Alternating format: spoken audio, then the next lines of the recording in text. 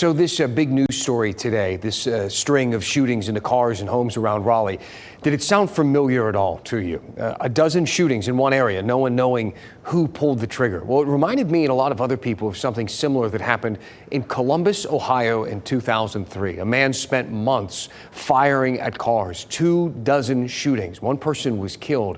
Commuters avoided major highways out of fear. Nearly a year later, the suspect was arrested. It took all of that time. Does that story ring any bells with any of you? Do you remember it? How about this one from 2002? The Beltway snipers in the Washington, D.C. area. Over the course of a few weeks, 10 people were shot and killed. 3 were critically injured. These people were just going about their day, mowing their lawn, pumping their gas. Some of them were out shopping. One of the victims was a 13-year-old boy at a school. Another was an FBI analyst. We heard from a reporter, a former reporter who was working in D.C. there on this story at the time, and she remembers the fear in the community, people wondering who could be next. We didn't know when it would happen, where it would happen, how it would happen, if they were targeting particular people. So I would imagine what's going on there in North Carolina is the same thing. You don't know who they're targeting. Is it just random? Is it just from an overpass, from a side roadway, a frontage road?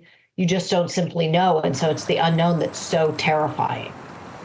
We know how the stories are similar. Multiple shootings, all connected, the fear that people felt in the community here. But these stories are also very, very different in many ways. For one, nobody, fortunately, was killed here. One woman was shot in the leg. Several cars and homes have bullet holes in them, but no one has died. Another difference, the D.C. shootings were happening all over the area. The string of shootings here in Raleigh all took place on the map here. All those areas around I-40 and I-440 on the southwest side of the city. And this is a little crazy. Those D.C. snipers, they left behind some evidence. They left behind tarot cards at some of their shooting sites.